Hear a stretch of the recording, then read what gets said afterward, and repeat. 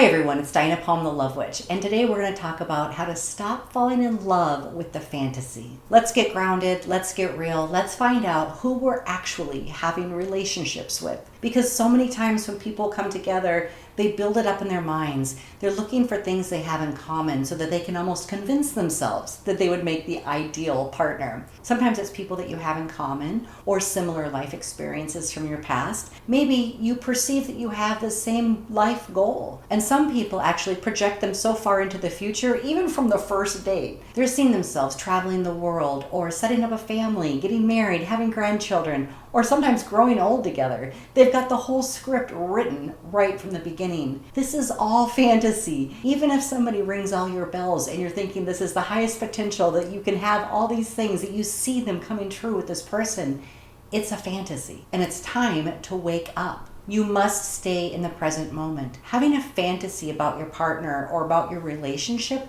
can actually keep you stuck in a very toxic relationship because you still believe so deeply in the fantasy.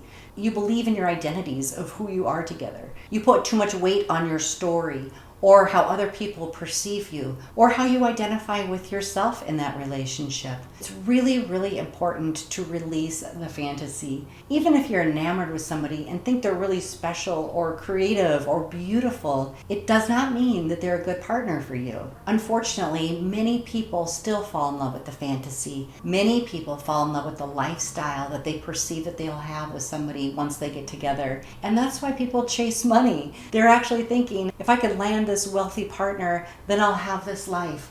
But what does that have to do with love? It may be an elevated financial choice, but it has nothing at all to do with love or happiness. And just the fact that you're chasing money, convincing yourself that you could be happy, tells me that you have low self-esteem and not enough self-love. If you had enough self-love and had a higher love vibration, you would know that you could have it all. You would know that you could have the money and the love and the happiness and the extreme joy, because there is no choice. So why chase the money? That is just another fantasy. In reality, you get to create whatever it is you want in your life.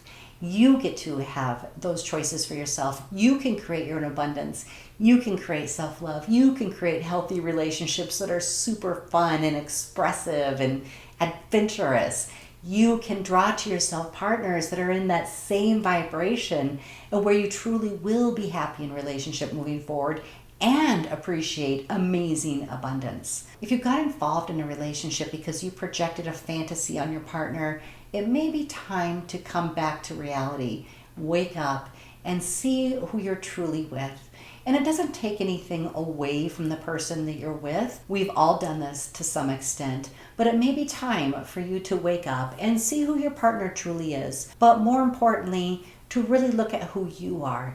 And also, don't believe in the fantasy version of yourself either. If you've been projecting a certain image that may not be who you are authentically, the more you're really honed in and showing up in your belief system and what you value and speaking your truth, that is always going to be more valuable than a fantasy. Many of my clients have experienced this, and they always remember the moment when their fantasy is blown and when they recognize that they're with a real person and that they don't even like that person, but they fell in love with the fantasy. Sometimes people blame Disney for this, with all the princesses getting rescued, but it's also all over the media, and it's projected by pretty much everybody with the romantic bone. It's important to separate your idea of fantasy from real love and to be really present about what it really is. When someone is love bombing you, it's very easy to fall in love with the fantasy and then one day wake up and find out that you don't even like that individual. So take your time when you're getting to know somebody, and some of the things that you should look for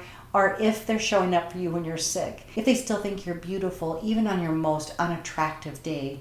Do they know who you are as an individual? Do they know the people in your life? Do they know your backstory but not hold you to it? Do they see who you can be and who you are right now? Is there this kind of well-rounded version of yourself showing up within a relationship, and are they expressing theirs that way to you? I would definitely look for sharing of finances, trust within relationship, transparency and honesty, talking about money, future plans, having an ease around family events or sharing friendships, or even making plans away from each other. That should be okay too. So look for the ease in which your relationship ebbs and flows, and look for the reality-based blessings rather than the fantasy version of your relationship. It may be time for you to wake up, and if you wake up today and you realize that you were in love with a fantasy, you can still save the relationship if there's enough substance there, but you will both have to come into authenticity first. When a relationship transforms from fantasy to reality,